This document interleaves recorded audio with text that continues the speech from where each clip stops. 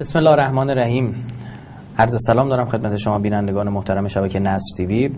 با ادامه صحبت هامون در مورد وجود نشانه ها و یافتن نشانه های آقا حضرت رسول الله صلوات الله علیه و آله و سلم در تورات و انجیل در خدمت شما هستیم. حضرت ابراهیم و حضرت موسی رو و ماجرا حضرت داوود رو عرض کردیم. در جلسات قبل رسیدیم به کتاب اشعیای نبی باب 42.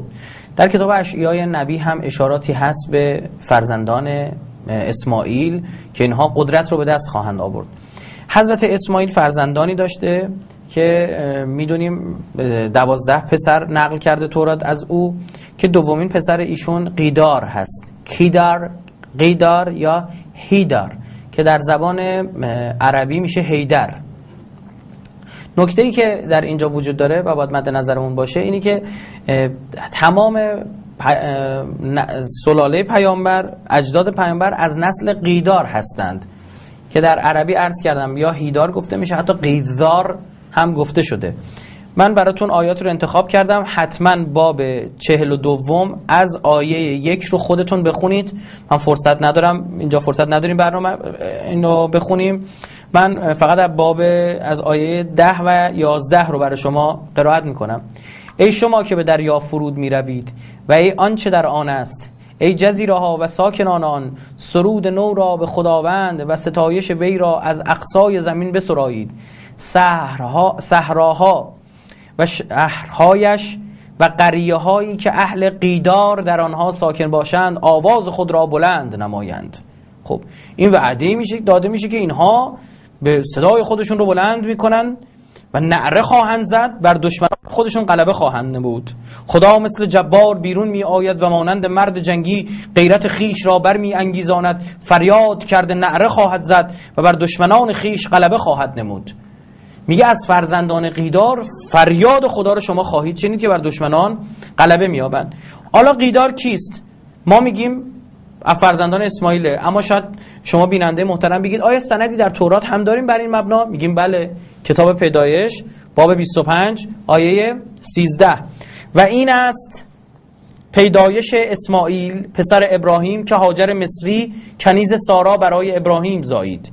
و این است نامهای پسران اسماعیل موافق اسمهای ایشان به حسب پیدایش ایشان، یعنی به نوع ترتیبی که بوده، یعنی اول نخست زاده تا 12مین فرزند.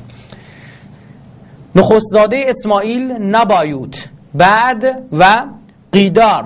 پس پسر دوم کی بوده؟ قیدار. و ما میدانیم که حضرت محمد از نسل قیداره. قشنگ در آیه قبلی اگه خاطرتون باشد اشاره شد که اهل قیدار ساکن اون منطقه میشن و خدا فریاد خودش رو از طریق اونها خواهد زد.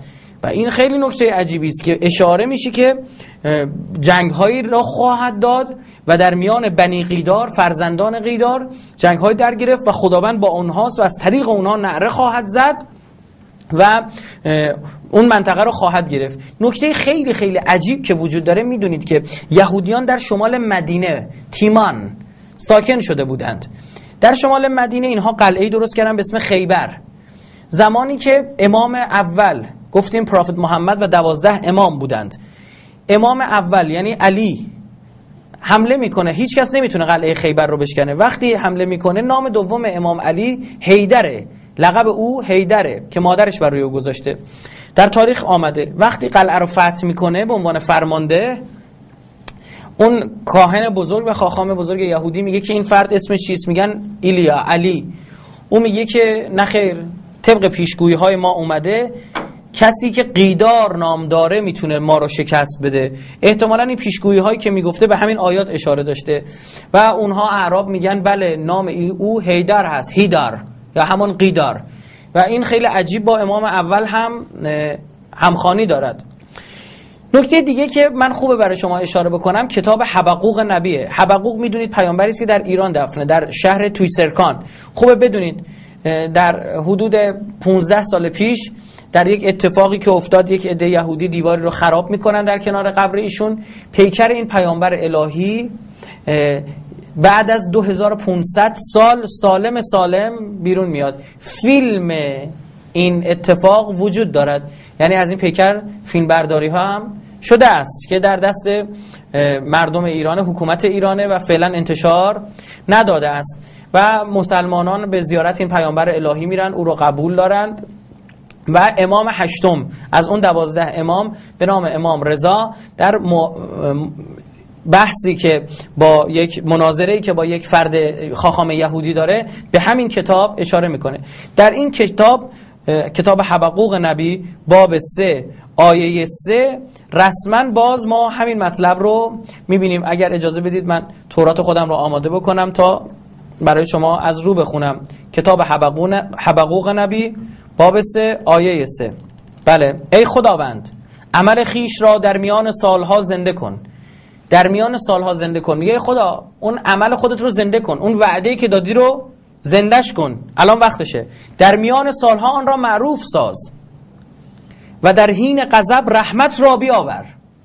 میگه در حین غضبی که دیگه بر مردم کردی و وقت اونه که رحمت رو بیاوری. خدا از تیمان آمد و قدوس از جبل فاران. صلات، دوباره کلمه صلات استفاده شده. جلال او آسمانها را پوشاند و زمین از تسبیح او مملو گشت. این آیات رسما اشاره میکنه که بنابر انجیل هاستینگ دیکشنری آف دی بایبل تیمان واهی و منطقه در شمال مدینه است. بعد میگه قدوس از فاران آمد و این وعده الهی بود که سخن خدا زنده شه و ما اثبات کردیم فاران یعنی مکه، همون منطقه‌ای که اسماعیل اونجا ساکنه و همه میدونیم پیامبر از مدینه حرکت خودش رو شروع کرد، در مدینه اولین حکومت رو تشکیل داد، بعد به منطقه فاران آمد و این وادی تیمان کاملا چی شده؟ اشاره شده. در کتاب محضر شهود فی رد الیهود صفحه 88 که یک خاخام یهودی که مسلمان شده نوشته، رسما اعتراف میکنه، میگه که 100% این قسمت تماما با حضرت محمد تطابق داره و با هیچ کس دیگه نمیتونه تطابق داشته باشه. اشاراتی که به مکه شده، اشاراتی که به مدینه شده. خوبه بدونید بعضی از یهودی‌ها تیمان اومدن تی اولش رو حذف کردن که اینا بکنن یمن، که بگن یک منطقه دیگه. البته یمن هم در عربستان، جنوب عربستان کنونی است، چندان فرق نمی‌کرد، اما با این شیطنت‌ها می‌خواستن حقیقت رو وارونه جلوه بدن که موفق نشدن. خوبه باز یک اشاره دیگه بکنم. در کتاب اشعیای نبی باب 21 آیه 11 به بعد رو براتون میخونم. ای دیدبان از شب چه خبر؟ دیدبان میگوید که صبح می آید و شام نیز. اگر پرسیدن میخواهید بپرسید و بازگشت نموده بیایید. وحی درباره عرب است. قشنگ اشاره میکنه که وحی در مورد کیه؟ عربه. و میدونیم دیگه پیامبر محمد از نسل اعرابه. از این واضح‌تر من نمیدونم چی باید باشه که یک نفر بخواد بپذیره. ای قافله ها در جنگل عرب منزل کنید. ای ساکنان زمین تیمان، دوباره باز اشاره شده به چی؟ شمال مدینه. تشتگان را به آب استقبال کنید و فراریان را به خوراک ایشان پذیرا شوید.